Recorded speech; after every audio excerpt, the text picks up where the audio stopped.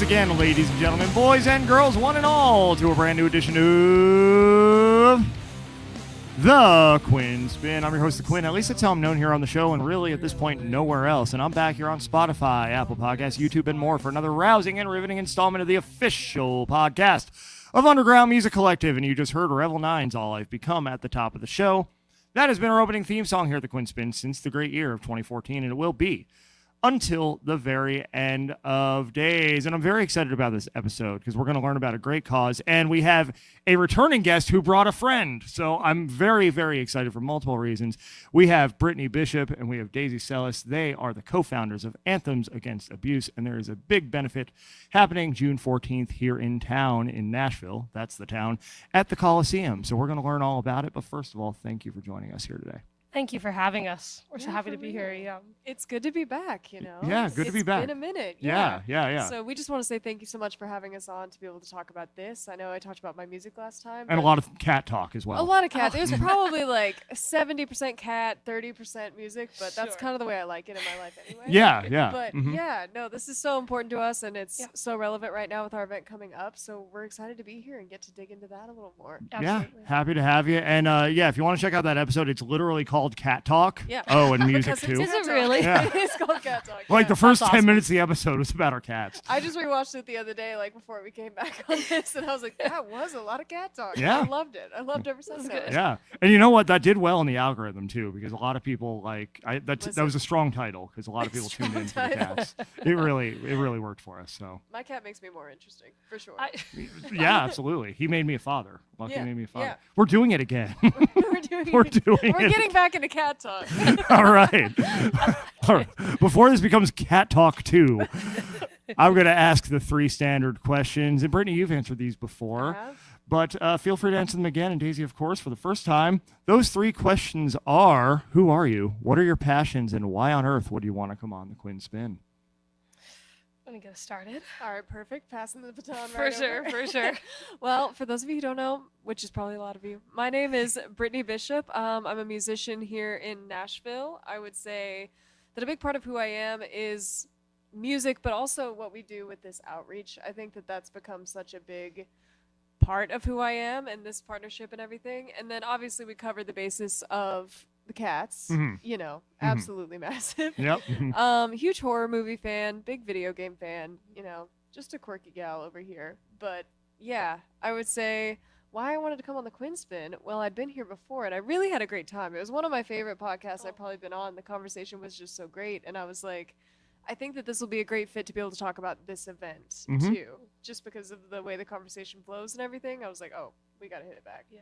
So now that I've rambled about that, how about you? Who are you, ma'am? Hello, my name is Daisy Sellas, and I am a storyteller and survivor from San Juan Capistrano, California, so a long way away.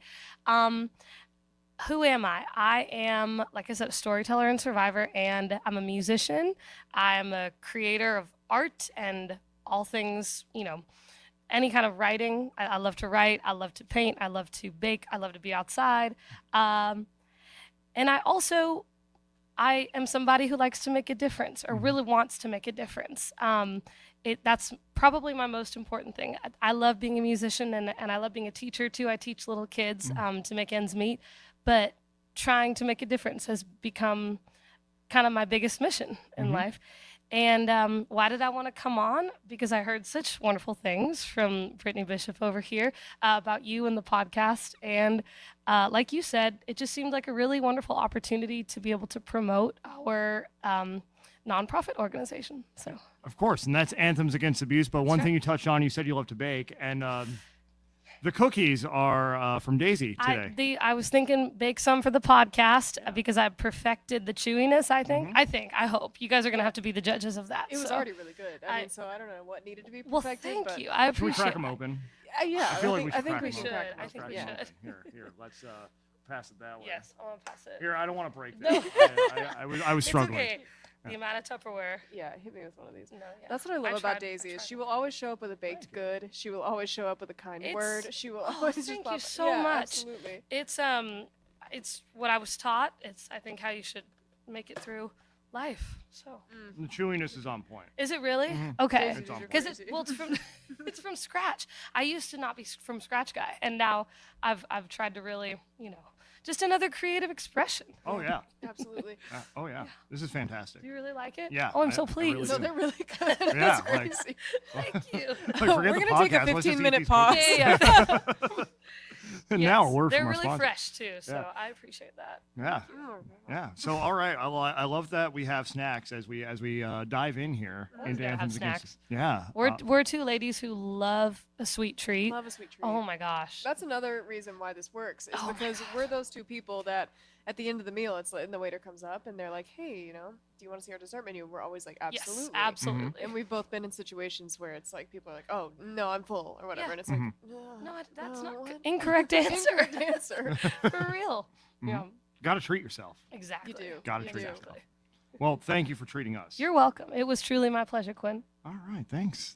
So let's talk about Anthems Against Abuse, and I Let's do want to it. know how this all came together, how the organization came together, how y'all both started collaborating on this. So take us through the formation process, the beginning, and the overall mission. Sure. I'll kick this one off. So last year, about a year and 3-4 months ago, I was able to escape a really physically and emotionally abusive relationship that I had been in for about a year and a half. It was somebody I'd met working downtown. Brittany and I, at one point, both sang downtown on Broadway, and I had met my ex there, and we had started dating, and it was rocky, but there's that whole cycle of abuse, the love bombing, all that, and we can get more into that, and I hope we get a chance to. But towards the end, it became really physically and emotionally abusive, and I was lucky enough to escape. And I was really lucky to have the financial and emotional support that I kind of came out and landed on my feet. Yeah. And very, very few women, A, have the chance to escape, and B, have the financial and emotional support in order to get back on their feet after that. So I said to myself, well, I was helped, so now I must help. And this idea came to me one day. I think I was out on a run when I came up with it. I thought, what if we did something to raise money for the places that had helped me, which included the Mary Parrish Center, the YWCA, and the Gene Crow Advocacy Center, which is a part of the Office of Family Safety at Metro Nashville. And they have incredible services, not just emergency and transitional housing, but therapy for people coming out of terrible situations, all sorts of amazing things. So I kind of threw the idea of a big benefit concert, combining the two things I love, making music and making a difference. And Brittany was, of all the people who were like, yeah, I really want to be a part of this and help you out, Brittany was the only one who walked the walk after talking the talk.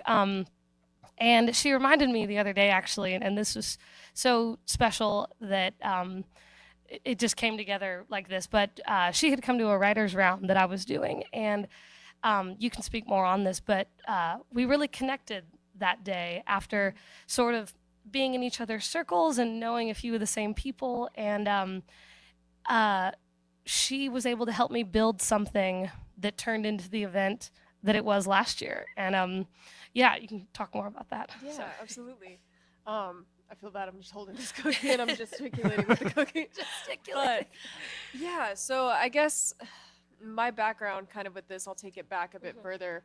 When I was a teenager and I was in this Western swing band, I was touring around, which great start to learn a lot about the music industry, but I learned more of the very real, very dark side of it. More than you early wanted on, to. And, was in a lot of really bad situations where it culminated in, a sexual assault repeated over a long time at a young age. And so that was something I kind of carried alone for a lot of years, and I don't think that I dealt with it in a great way for a long time. And so doing a lot of work and a lot of years of therapy of different kinds and varieties, all the things, I felt like I had, you never truly heal from it, but you kind of can. I don't know, but I felt like I was in a better place with it. And so where I was at in my life was kind of, I was doing my music and it's all, oh, come to my show, my new singles out, all this. And I was kind of losing my mind. I was like, I have all of these things that I've learned and that have happened, but what am I doing with it? What, like, you know, I talk all the time. Like, I'm like, I wish, you know, other women could be strong and da da da. Like, I'm supposed to be the strong woman. But am I doing any outreach to actually, like, help somebody else with that? Help somebody else with that journey besides just letting it sit in here and be, you know, I'm just living with it and it's kind of sitting idle. So that had kind of happened. I had a breakdown at a Home Depot parking lot probably 2 weeks before the night that I met the writers on. Yeah, because I was like, I'm not helping anyone. I was like, I'm just sitting here and I feel like I'm like rotting, you know, just being like my song, my single. And I heard through the grapevine that Daisy had been through this and we had kind of known some of the same people, but I don't know if we'd ever really like We'd never really, very much, or I mean, we'd seen each other in passing, like going to shifts downtown, but I had heard, you know, through the rumor mill of this happening, and I was like, something told me, I was like, you know what, I'm gonna show up to her show. I'm gonna see what goes on. I'm gonna see if she needs help. And I didn't even have a full plan yet. I was just like, I just feel like I need to be there. And so I showed up. I watched her play, and she played some really gut-wrenching, amazing songs already about what she'd been through, and was able to turn that so quickly and do amazing art, which, wow. But after the show, I just kind of walked up and was like, hey, you know, how you doing? And we eventually, I guess, caught up, and she opened up about what had happened. And then that's when the idea was kind of tossed around for doing this benefit, doing Anthems Against Abuse.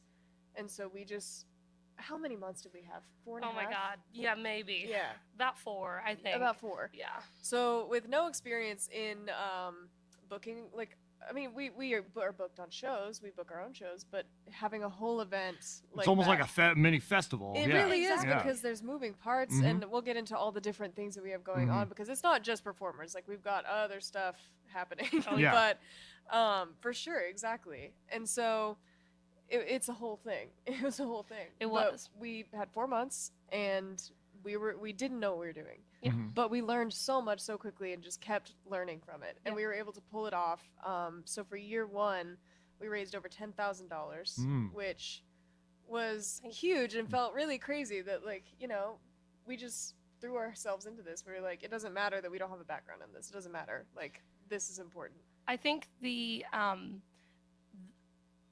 us knowing the ultimate goal was to raise as much money as we could to help these people, these women who've gone through this before. That kept us going, and that was not just, I think that was able to really get us to the successful place we were in last year.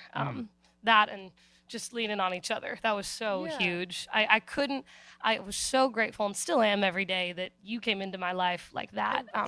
I mean, I'm so lucky to have somebody like Brittany to have built this with and to continue to build it with. It's very, very special. Yeah. I love you so much. I love you too. I think that was a huge part of it too. Just no matter how many roadblocks we ended up hitting with it, like, oh, this is a no from here. Oh, this isn't going to work out, the timing on this. Like, the end goal of we want to help other people was just the thing that was like, no matter what we do, if we raise $20, you know, and put it towards something that matters, like, you know, ideally you raise a lot, but it was about that for us, just the mission of that and spreading the awareness. Like, even if one person went to the show and recognized some warning signs or heard a speaker or heard some poetry, it was like, oh, I'm kind of in that situation. Or maybe they had something that they hadn't talked about but felt seen. And I think that's kind of what we wanted to do as well, was bottle up that feeling, if we could, that we got from each other in healing from and relating to each other. Even though our scenarios were different, there was a lot we had in common with what had happened and the fallout of that and how to deal with it. So we were like, if we could bottle up that feeling and that community that we built for us and kind of bring it out here, combining it with music, that's our grand goal. That's our sweet spot right there. And hopefully educate people too. About something that, as you kind of mentioned earlier, how prevalent it is.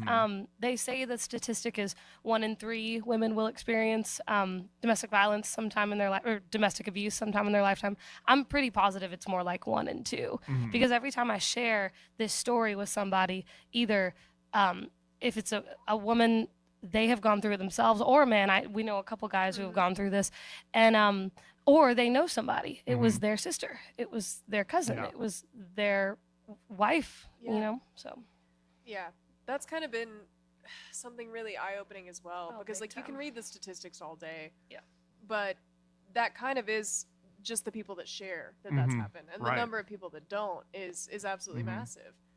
You know, so it's just crazy, and the amount of people that we get that reach out to us and share their stories, and whether it's people we're working with professionally, like on the event, like you know, different positions, or just people that find our social media, find our website, and reach out and want to share their story. Like it's cool to be able to be that and create a safe space where people feel good to share that with us, and we just want to continue fostering that on all levels. Absolutely. Right. And I think it's a cause that needs a lot more awareness brought to it, because also there's the fact that there are so many different kinds of abuse, right? There's physical, there's domestic violence, there's also emotional abuse, mental abuse, financial abuse is one that doesn't get talked about a lot. And these people, like they might be your significant others, but they might also be your coworkers, your bandmates. Like, you know, you might have them in your life in many ways, and it can be very hard to break away from that. And one thing a lot of people don't know, and I'm so glad you brought that up, Quinn. One thing a lot of people don't know is all of that kind of abuse, that's just as illegal, you know, in the eyes of the law as physical abuse. I remember this horrible Google search I did before the physical abuse actually started happening was, is emotional abuse illegal? Because I felt like I was losing my mind, truly. And that's something, again, like you said, we really try to spread awareness for is you deserve to be treated well in your relationship. And if you're not, there are resources, there's help, and we can, I hope we can be your guide for that, you know? So. I mean, that's a big part of what we try to do as well. It's just the education of that, and kind of be there for people that maybe don't have somebody like that. Like that was kind of my whole reason for going to that show with you. Like how it originated is I was like, I wish that I had had somebody that could relate on some of that stuff. Exactly. Because it's such an isolating experience for anybody going through that, you know? Absolutely. So we do try to educate as much as we can. At this year's event, we will have several speakers that are going to be doing that, talking about their work, but also the education of some of these things. Which is really exciting. It really is. And it's not always fun to talk about like the warning signs of those things, but it's really important too, because it doesn't always it doesn't start out on level 10. No. It starts out on level 1. The waters get tested, and then, you know, your mind can be conditioned to something over time to where you don't know that it's a problem. It's very insidious that way. And I think that's a common misconception, is that everybody's like, oh, well, the second somebody does something, like, just get out of there. But it's a slow, controlled process, I feel like, that happens. And so it's terrifying, but it becomes less terrifying if we share in that and you know, try to outreach as much as we possibly can. And a lot of time it starts with the Trojan horse of love bombing too. Yes, absolutely. Which, like, in the moment, you know, especially if you haven't experienced that before, can feel like such this rush of dopamine. You don't think anything's wrong with it. But then when you've been in an abusive situation, you look back, it's like, oh, that was the love bomb phase. And then you're able to see kind of along the line where things started to take a much darker turn. Exactly.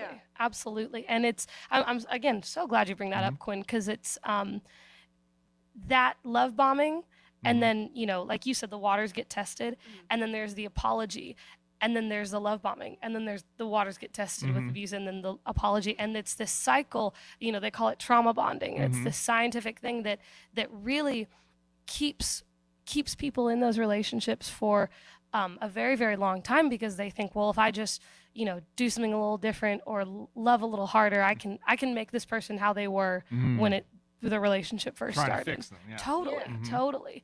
And again, that's kind of the part that makes you sort of crazy, or feel like you're going crazy. And just like you said, feeling seen and knowing that you're not the only person that's ever gone through that is so important. And creating this community is, I hope it helps people as much as it helped me when I realized that I wasn't the only person feeling like that. So.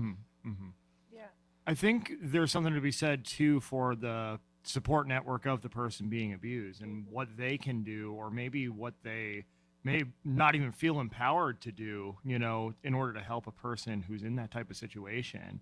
Because a lot of the time you can point out the behavior, but ultimately it's up to the person who's in the situation to take the action to get the help to get out, right? So what can a person do who is observing somebody that they care about go through this? Like, to help them, to support them? Is there a right answer to that? I feel like a big key one is to not approach with judgment or anger or accusatory, because they're already kind of getting a lot of that. Yeah. Probably the Yes. odds are. And it's learning to be patient, I would say, because what is the average? It takes 13 times to leave someone. Between 7 and 14 times. 7 and That's how many 14. times it takes to Wow. leave. On Yeah. average, yeah. Yes. Because these are so tumultuous and the different cycles, like we talked about, like, you know, as soon as you get the gumption to leave, it's like that's when that good version that you missed comes out. Right. And they are able to exercise that. Because these people are often extremely charismatic. So, which is wild that you can be both. But yeah, I would say to approach with love and just come from a place of caring and knowing some of these resources that we highlight too, whether it's, you know, the RAIN National Network or, you know, Sexual Assault Hotline, National Domestic Violence Hotline. Like, those are huge too. They're anonymous. So it's, you know, because sometimes with a friend, people might be embarrassed to share that they've put up with something, or that it's not in the state that they've put out to the world. Yeah.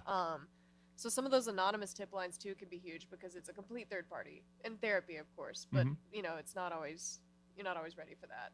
But yeah, I would say leaving the judgment back and approaching with love and having resources, but not being too forceful about some of that. Right. What else? Well, do you think? I think you really hit the nail on the head, but especially even if this person, you know, is able to leave, but then maybe goes back a couple more times, just continuing to be there for them with, like you said, the utmost care and understanding, because as my therapist said, they might go back 19 times, but if they really stay gone on the 20th time, then it's, you know, it's all worth it. Yeah. She worked at a domestic violence shelter as well. Shout out Sherry Frey, who saved my life a little bit last year, and she'll be actually speaking at Anthems Against Abuse, which is very exciting. Yeah, I think you nailed it.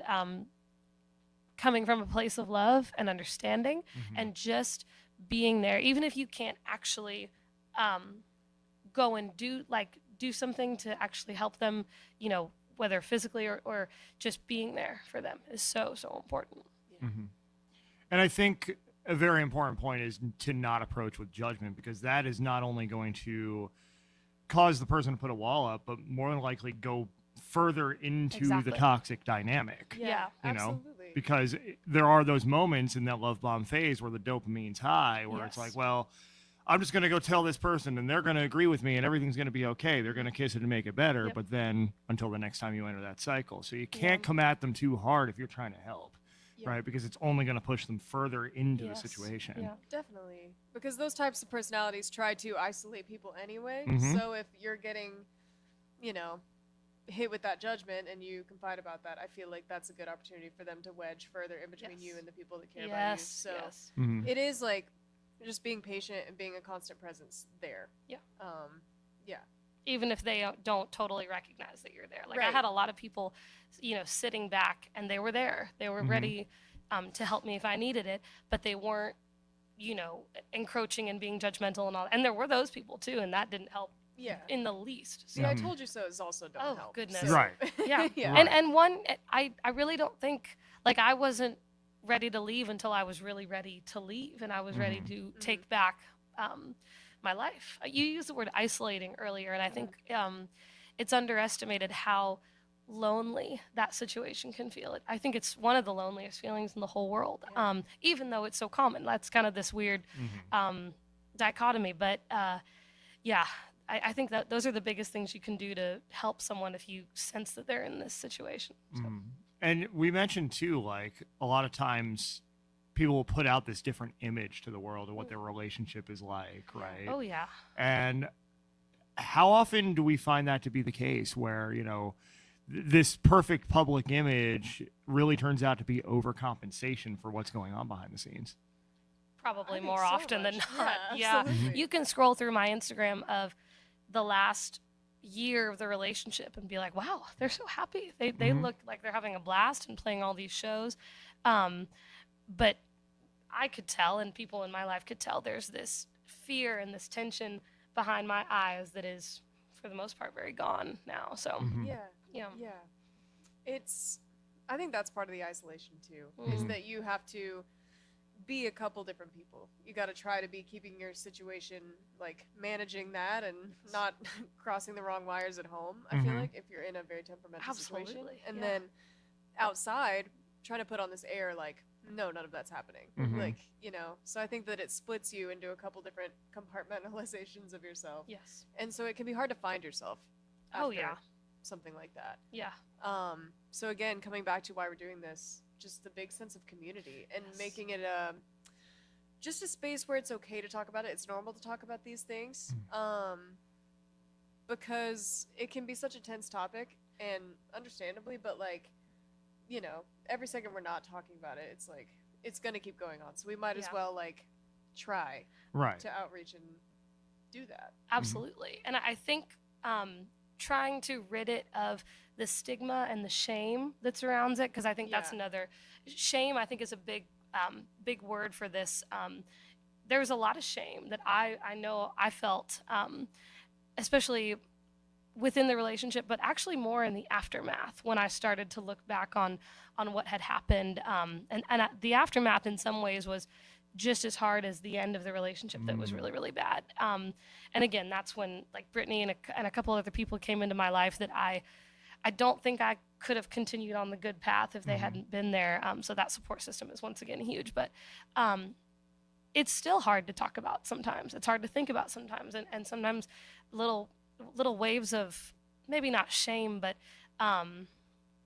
sometimes I'll be driving along and I'll pass something that, a place where we used to go or whatever, and I'll have a memory of that, and this terrible little feeling will like wash over me. But I think saying that out loud and being like, this is how I felt today, and because of this, and this, to whoever is so important. Yes. Like Yeah. talking about it, like saying out loud on podcasts or just in conversation, is so important. Yeah. Immensely Yeah. important. You need that outlet, and you need to verbalize what you're feeling. Yeah. Because it needs to be acknowledged so you can address it. The Exactly. longer we don't acknowledge it, the more we suppress it. Yeah. The more it builds up in other ways. The more it leads us to our own toxic Yep. patterns and Yep. habits and Yeah. behaviors, right?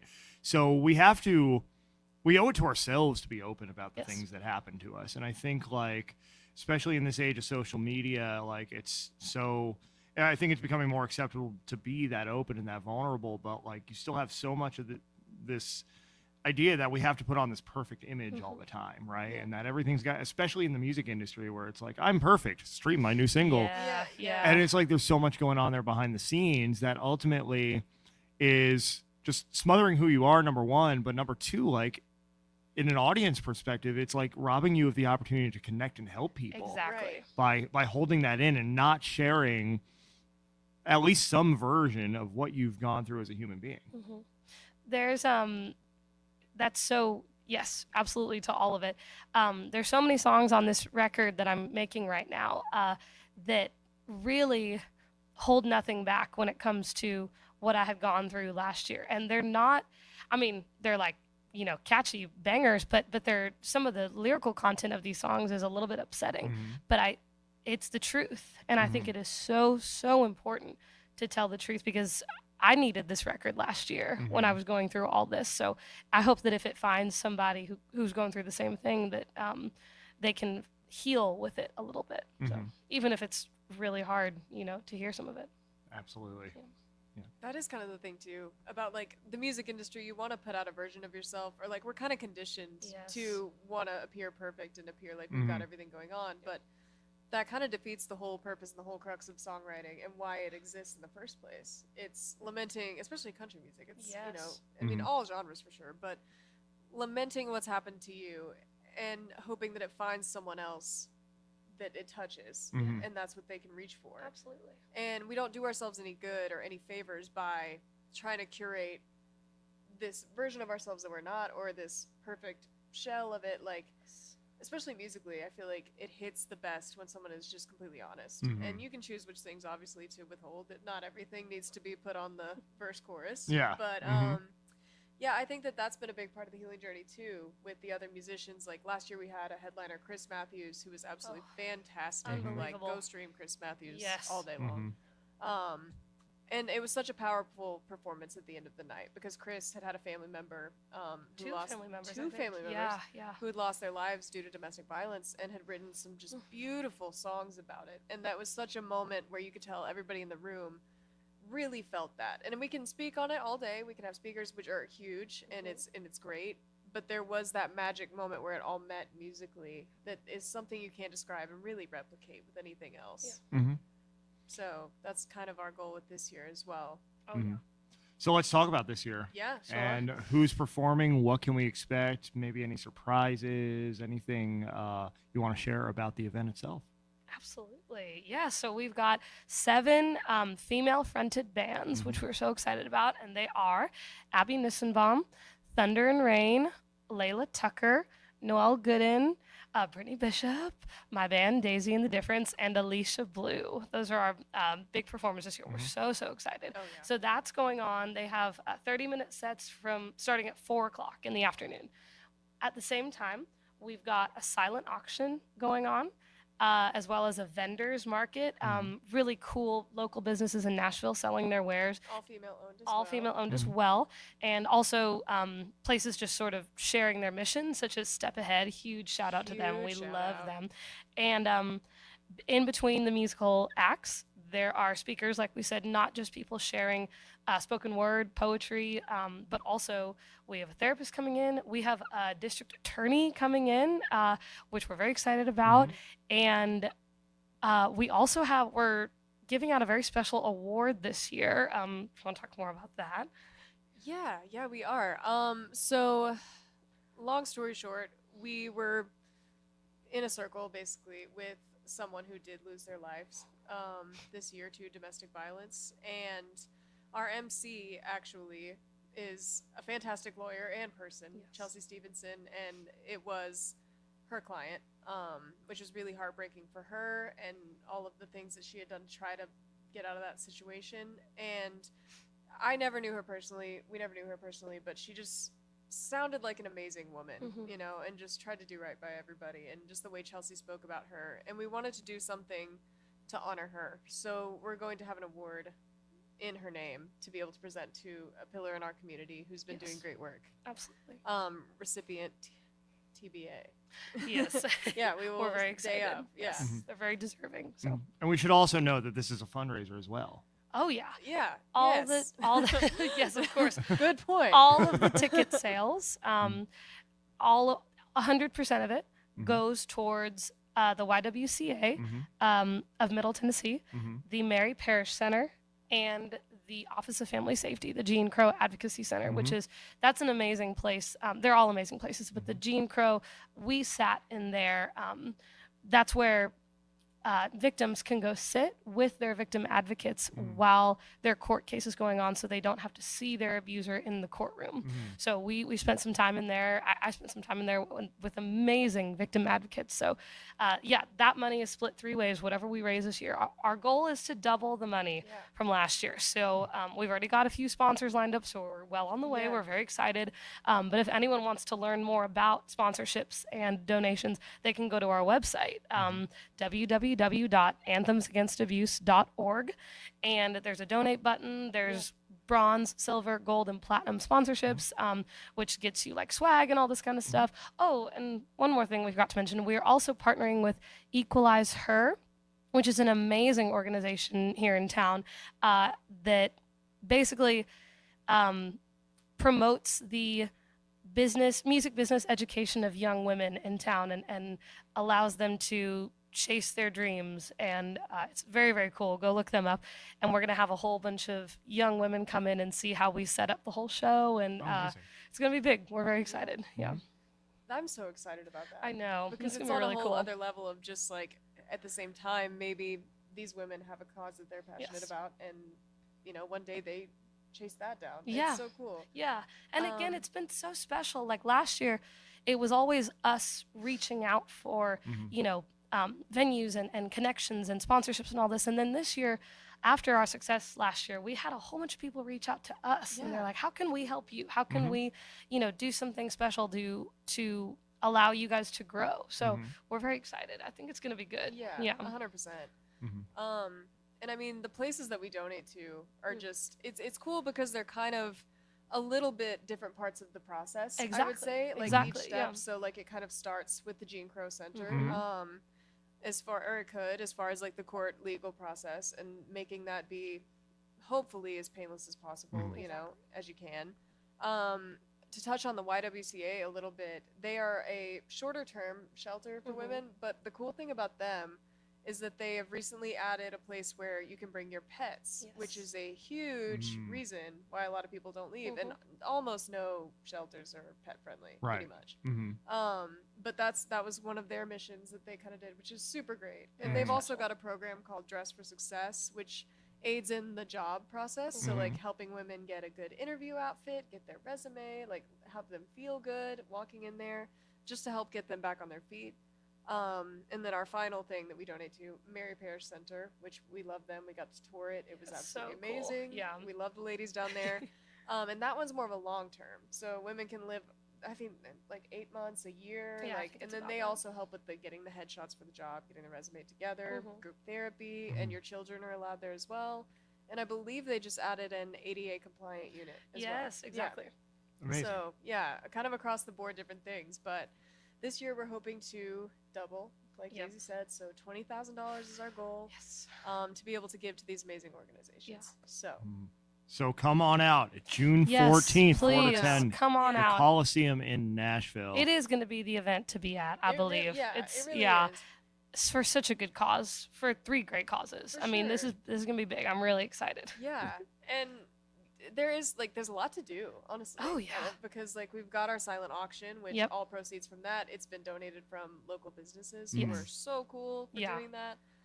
So that's going to be going on, and you'll get your wins at the end of the night. We've got some really great stuff. Big things. Yeah. We've got Predators tickets. We've got Preds tickets. We've got Americana Fest weekend passes. We've got a signed LP from the Steel Drivers, which is super sweet. Yeah. And we've got Barry's Boot Camp Barry's classes. Boot Camp. Yeah, we've got some gift cards and experiences for other local businesses. So that's been really cool too. The amount of times that we reach out to people and they're just so with it, or they've either experienced it, or they're just behind the cause. Exactly. So that's another cool moment. It really is. But then our vendors market, we're also very excited about. I think we've got 6 or 7 6 or 7, tables that are going to be there. Yeah, with a bunch of cool stuff. We've got like hand painted vinyls. Vintage kimonos from our girl Dana Radford. Shout out to Dana. And then we've got some more vintage clothing. We've got jewelry makers. We've got a lot of stuff. Thistle Farms will be there as well. Okay. Yeah.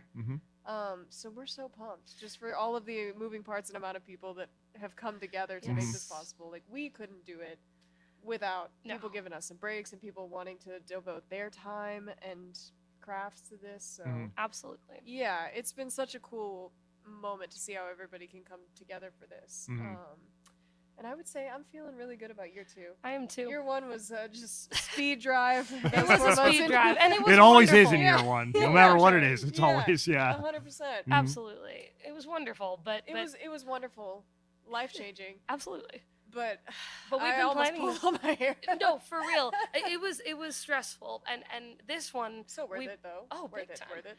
We've been planning this since August of last year. So yeah, that's gonna be 10 months of planning. So it's gonna happen in June. So we took like a month off. We were like, okay, we're not take gonna a talk minute. about it, and then we're going back. And then after the month camp, we handed all the hopped right back places on their checks, and we got to tour those places, and then we hopped right back on the planning train. So it's exciting. Amazing. The whole community's coming together. All we need is you. So That's make right. sure you are there. I want to ask about the journey and what you've learned so far from year 1 to year 2. Is there something that you wish you knew at the start of year 1 that has been invaluable to you ever since? A lesson you've learned, something you experienced in the process of this? What would you go back and teach the previous versions of yourselves who started this? Ooh. It's a great question. I would say to start small.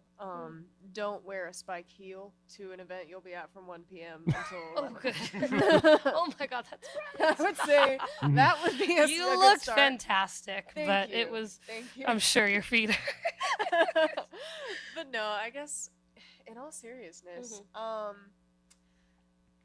would say, I don't know. I think that it would just be believe in yourself more because the amount of people, like when you have a cause like this, when you have a personal connection, a personal story to it, it's so prevalent that it's worth the ask, even if it feels crazy. Like the fact that we got, Predators tickets, Americana Fest tickets, it's like, that seems so huge. It's like, but they met us right there. They were super passionate about it. And so it's asking anyway. Yeah. Even if you don't, hey, maybe nothing comes of it. Well, and that was kind of a big lesson last year for me. Not everyone is going to be as passionate as That we too, are on the about other side this. of the coin. And sometimes I'll take a rejection like that and be like, well, this is like the most important thing in the world. Right. And to us, this is really very, very important. But some of these, venues that we'd initially reached out to, they needed a certain production fee, or they needed a certain amount of tickets sold, and they're running a business. That's so understandable. I get that. But not letting that, bum you out and knock you back a few steps. You just say, okay, that's okay. We're going to put that there and we're going to keep moving forwards. Yeah. Would you say so? 100%. Yeah. Because we've had big setbacks. We've had changes that happened Pretty late in the game. pretty late in the game that completely threw us for a loop. Yeah. But, we just took a deep breath and we're like, it's okay. We did. We can't, if the more time we spend frothing about why this isn't going to work out or why this particular facet isn't going well, the less time we have to hop on something new. Come up with a solution. That might serve Exactly. you Yeah. better than the original one ever did anyway. Yeah. Yeah. And so I do believe life has a way of throwing that stuff to you. Like if something you want so badly or something you have locked in and oh my gosh, it's not working out all of a sudden. But then you throw your head into it and something better that actually works out better than the original thing you wanted kind of happens. Yeah. And so there's been that moments too, and just not lingering on something if it doesn't work out. Just capitalizing on the things that you know that you can control. Exactly. Because with so many moving parts and people, there's so much we cannot control. It's Yeah. not like it's just our show. We show up, we know we're gonna be there on time, we know we're gonna do the thing.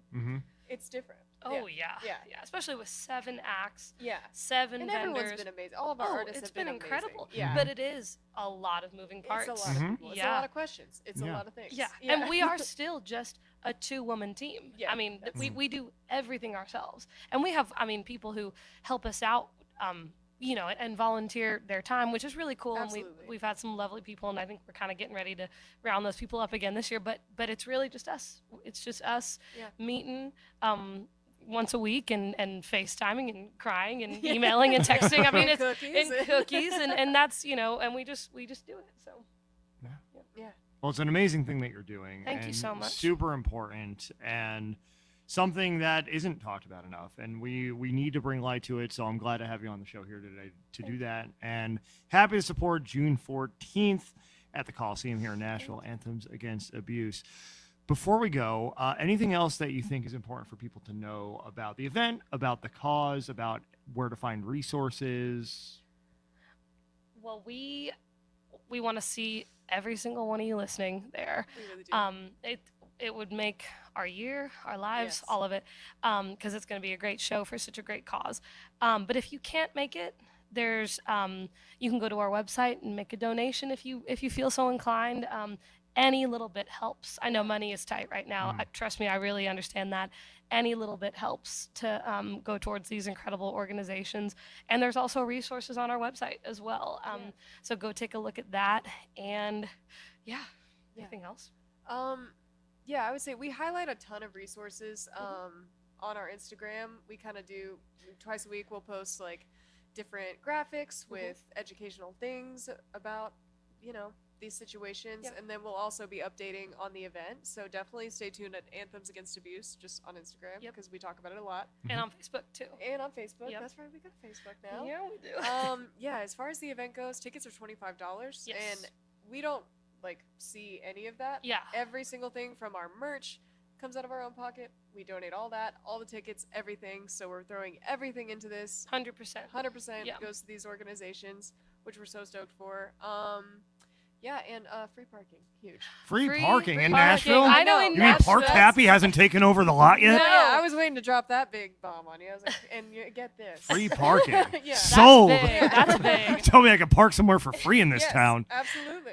I also just want to say, Quinn, that you seem incredibly well informed about all Yeah, this. you really I do. mean, it's really like I'm very impressed and enthralled, and I'm so grateful for you. Like this is, we need more people like We you do.